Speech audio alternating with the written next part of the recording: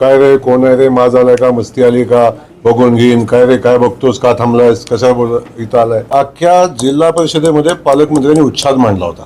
जर स्वतःच्या सदस्यांवर विश्वास नव्हता तर 45 दिवस त्यांना डांबून का ठेवलं असा सवाल करत साताऱ्यातील राजकारण तापलं आहे.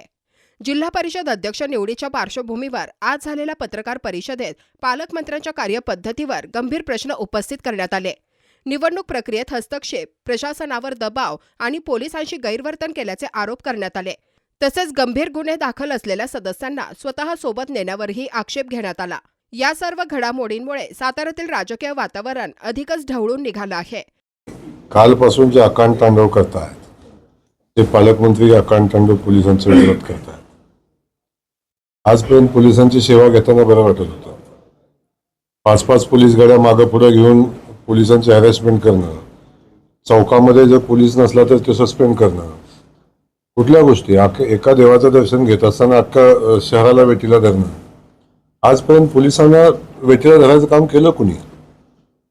हे आपण बघितलं असेल आतापर्यंतची परिस्थिती काय आहे. तुम्ही एसपीशी बोलताना सुद्धा गडगडे असल्यासारखे एसपीला बोलून आजपर्यंत तुम्ही ज्या पद्धतीचं वर्तन केले, लांब कशाला, काल तुम्ही जिल्हा परिषदेतले सगळे CCTV काढून बघा. ज्या पद्धतीनं पालकमंत्र्याची एंट्री, काय स्टाईल, आणि त्या स्टाईलमध्ये ज्या पद्धतीनं पोलिसांच्यावर त्यांनी शिव्याचा भडीमार केला, ज्या पद्धतीनं पोलिसांना काय रे, कोण आहे रे, माज आलाय का, मस्ती आली का, बघून घेईन, काय रे, काय बघतोस, का थांबलायस, कशा बोल इथं आलाय, हे कोण बोललं काल? आणि हे तुम्हाला माहिती नाही?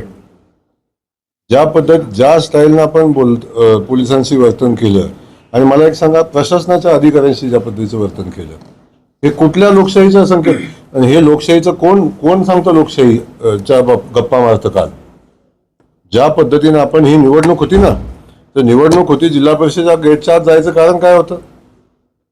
जिल्हा परिषद सदस्याची निवडणूक होती ना, काय कारण होतं त्यांचं आत जायचं? अधिकाऱ्यांना दमबाजी करायची. आजपर्यंत जिल्हा परिषदेत कधी बैठक लागली नाही, काल कशी बैठक लागली?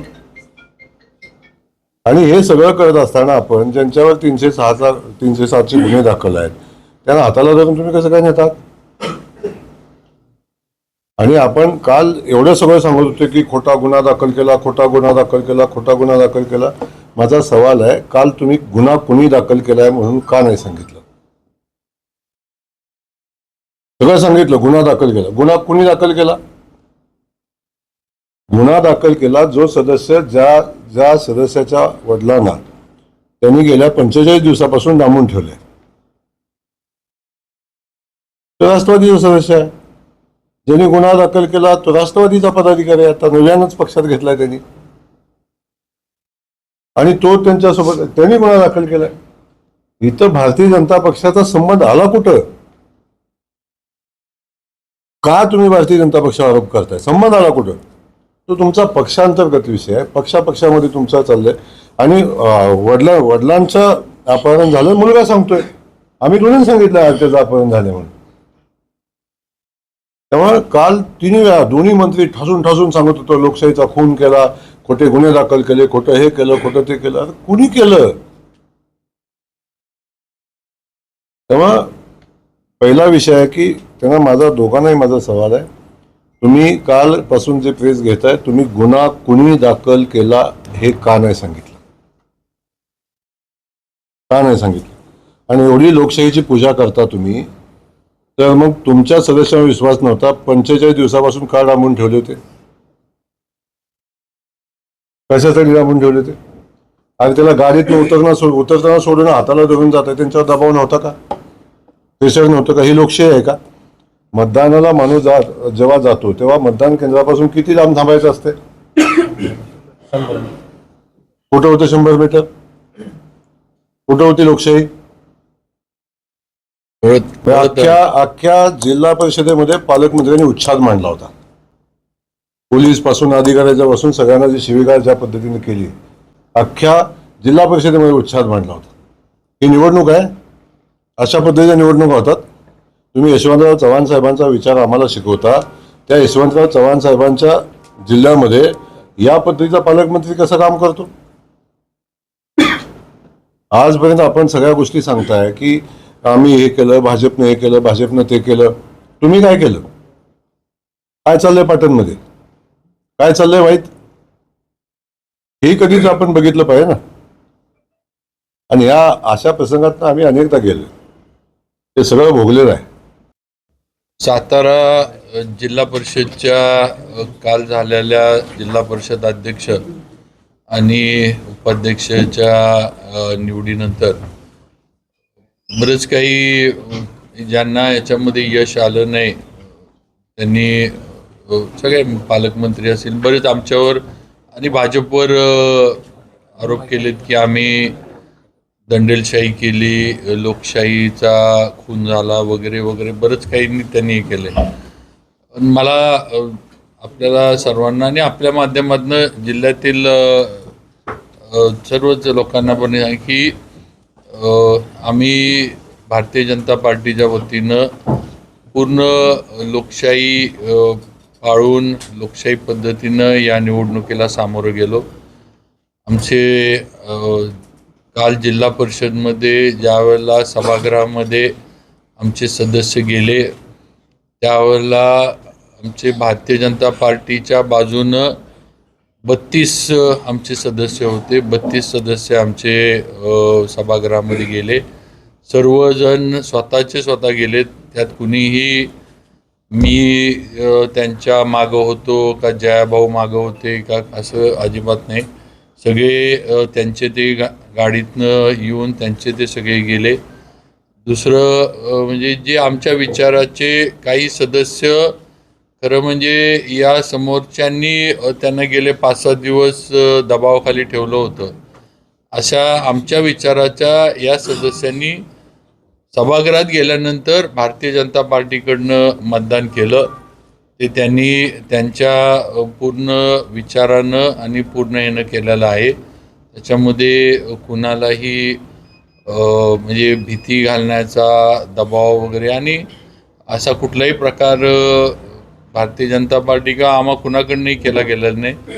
अजून एक विषय जे सारखं हे केलं जातं की आता पण आपण थोडं अनौपचारिक बोलत होतो की जी तक्रारसुद्धा किडनॅपिंगची जी काही दाखल झाली त्यामध्ये आमचा भाजपचा कुठलाही तक्रारदार नाही आहे.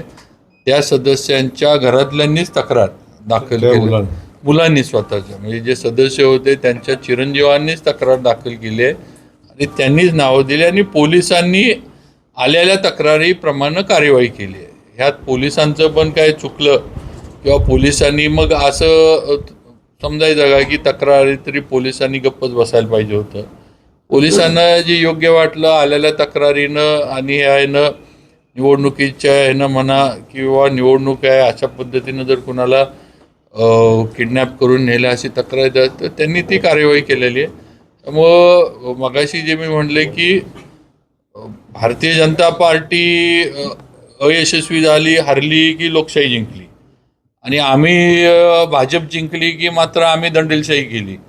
ते बाकीचे झाले इतर पक्ष निवडून आले की भाजप म्हणजे ते मशीन चांगलं आणि भाजपचे सगळे निवडून आले की मग मात्र मशीन हे असा जो एक भाजपवर हे केला जातोय त्यामध्ये नाही. काल पूर्ण लोकशाही पद्धतीनं आणि जे जिल्ह्यातील ह्यांची अपेक्षा होती. आज आमचे 27 सदस्य म्हणजे 28 आमचे रामभाऊ वेताळ्यांच्या पण मंडळी त्या आमच्याच 28 आमचे सदस्य होते आणि जे मित्रपक्ष आमच्याबरोबर यायची ज्यांना इच्छा होती ते आमच्याबरोबर आले, आमच्या विचाराचे आले आणि 33 मतं आम्हाला मिळून आमच्या जिल्हा परिषद अध्यक्ष आणि उपाध्यक्ष आमचे निवडून आले. हे कालच्या ह्याच्यातले आहे. आता ज्यांना त्यांची लोक सांभाळता आली नाहीत किंवा ज्यांच्यावर त्यांच्या सभासदांचा किंवा सदस्यांचा विश्वास नव्हता काय जे काय असत तर त्यांनी बघावा. आम्ही काय त्याच्यामध्ये कुठेही जाऊन कुणालाही करून आलेलं नाही किंवा काही वेगळं आम्ही तिथं केलं नाही. त्यामुळे दंडेलशाही आम्ही खून केला लोकशाहीचा वगैरे वगैरे हे साफ खोटे आरोप जिल्हा भाजपच्या सर्व आमच्या पदाधिकारी म्हणून आम्ही जिल्ह्यातले सगळे आमच्यावर केले जातात. ह्यात काही तथ्य नाही. आमच्या शेवटी पोलीस स्टेशन, कोर्ट आणि जे जे मार्ग काय म्हणजे हे ते मार्ग सगळ्यांनाच खुले आहेत. ते काय कुणी कोणाचे ते मार्ग बंद करू शकत नाही. जिथं तर तो कुठं जायचं काय करायचं हा काय दाद विचारायची किंवा मागायची तो त्यांचा विषय. पण हल्ला एकतर आम्ही कुठं हल्ला केलेला नाही. पहिली गोष्ट. जे काही मी परत सांगतो की पोलिसांची कार्यवाही जी झाली आहे ती पोलिसांनी आलेल्या गुन्ह्याच्या ह्याच्यावर कार्यवाही केलेली आहे. आम्ही काय पोलिसांचे कपडे घालून काय आम्ही जाऊन तिथं काय पकडापकड किंवा त्यांची दांडकी घेऊन काय आम्ही तिथं जाऊन बसलो नव्हतो. पोलिसांनी हे केलेलं आहे. पोलिसांनी कार्यवाही केली. पोलिसांच्या कार्यवाहीमध्ये आता खरं म्हणजे ज्यांनी आता जे लोकप्रतिनिधी आहेत किंवा मंत्री आहेत जे आता आम्हालाही करतात त्यांनी पोलिसांच्या कार्यवाहीमध्ये म्हणजे खरं म्हणजे मग त्यांनी त्यात आडवं पडायला नाही पाहिजे होतं. पोलिसांनी काय असेल ते रितसर जे असेल कार्यवाही करून निर्णय घेतला असता. त्यांनी तरी पोलिसांची कार्यवाही गुन्हेगारांना लपवण्यासाठी किंवा त्यांना हे करण्यासाठी का पडावं. आम्ही हल्ला करायला किंवा आम्ही काही तिथं कुठं जाऊन हे केलं नाही. त्यांचं जे झालं ते पोलिसांच्या कार्यवाहीत त्यांचं जे झालेला विषय आहे. त्यामुळे त्याच्याशी आमचा भाजप म्हणून आमचा काहीच संबंध नाही. पोलिसांच्यावरती वरून दबाव होता आणि भाजपचे घडी असलेले पोलीस वागलेत असं शंभूराज देसाईंचा आरोप आहे. आता असं कसं म्हणू शकतो आपण. आता वरून दबाव किंवा कुठून दबाव वगैरे कुठनं जाईल. आता ह्या गोष्टी बोलायला ठीक आहेत. आता ह्याला अर्थ काय ह्या बोलण्याला वरून दबावाला. तर तुम्ही आता शंभूराजे तर पालकमंत्री आहेत, जिल्ह्याचे प्रमुख आहेत. ते उलट दबाव असला तर त्यांचाच असला पाहिजे सगळ्यांवर. आम्ही तर काय आत्ता मंत्री झालो. मी काय जयाभाऊ आम्ही दोघं एकाच वेळेला मंत्री झालो. आम्ही नवीन नाही. ते पूर्वी किती आता मागची टर्म झाली, आत्ताची टर्म झाली. हो, गृह खातं सांभाळले. आता आमचा वरून कुठनं आता असला तर दबाव तर पालकमंत्र्यांचाच असला पाहिजे. मुख्यमंत्री भाजपचे आहेत. पण मुख्यमंत्र्यांनी या निवडणुकीत लक्ष कुठं घातलेलंच नाहीये. तुम्ही बघा कधी त्यांनी ही निवडणूक अगदी फोन झाल्यानंतर हालचाल सुरू झाली की तुम्ही काही करा पण अध्यक्ष बनवा असा कधी फोन कधी झाला, कुणाला झाला, न कुठला. मग ते एकदा सगळं तरी मग असं मोगम बोलण्याचा अर्थ नाही ना. फोन झाला आणि मग हे झालं आणि मग ते झालं. तुमच्या फोनवर आलं तर काय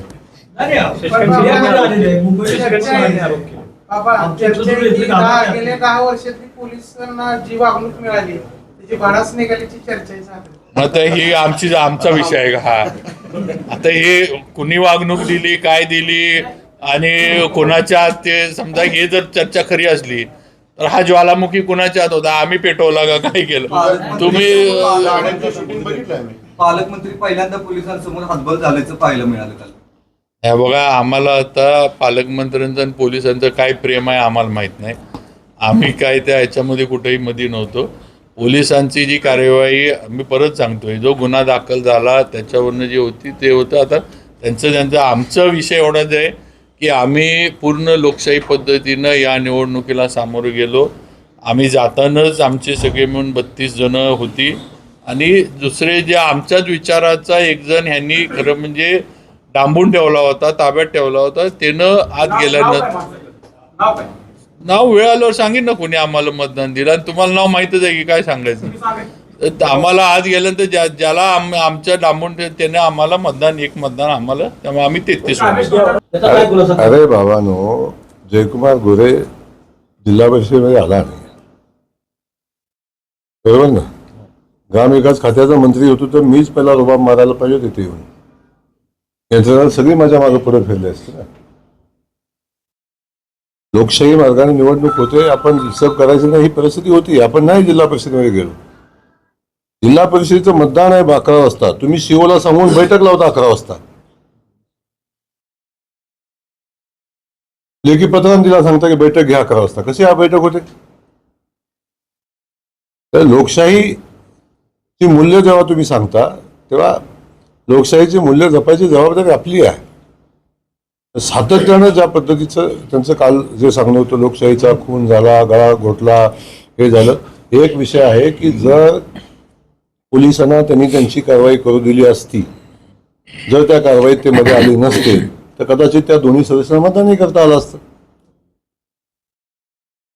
जेव्हा तुम्ही राजकीय हस्तक्षेप करून त्यांच्यावर कारवाई चौकशी सुद्धा करून देणार, केस झाली का नाही झाली हे सुद्धा बघू देत नाही तुम्ही त्यांना, पोलिसांना हात लावायचा नाही आरोपीला, ही कुठली पद्धत. या छोट्या छोट्या गोष्टी होत्या. आपण त्या कारवाईत हस्तक्षेप केला नसता, कदाचित मतदान पण केलं असतं त्या सदस्यांनी. पण ज्या पद्धतीचा राजकीय हस्तक्षेप त्या ठिकाणी झाला आणि अगदी मी म्हणतो 2 सदस्य आले आणि त्यांनी मतदान केलं तरी काय जिंकत होते का ते. 33 व्यक्ती झालं. आम्हाला 33 मतं पडली, 2 प्लस करा 30 आणि 2 32 झाली. तरी काय जिंकत होते का ते? हा? अरे लोकशाहीनं कामेशला जो अधिकार, कामेशला लोकशाहीनं जो अधिकार दिलाय ते कामेशने केलं.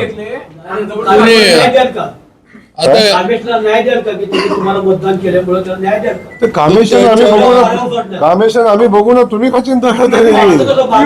आता पहिला विषय आहे की आता मला काय कळलं बाबा, कालपासून हेच चाललंय की भाजपनं काय करावं. आता भाजपनं काय करावं भाजप ठरवेल ना, आम्हाला ठरवू दे ना पक्ष म्हणून आमचं, आम्हाला काय ठरवलं. भाऊ म्हणले तसे अजितराव, एक तर कुणावर अन्याय होणार नाही ही तर जबाबदारी आमची सर्वांच्याच बाबतीत आहे आणि 100% आम्ही कुणावर अन्याय होऊन देणार नाही.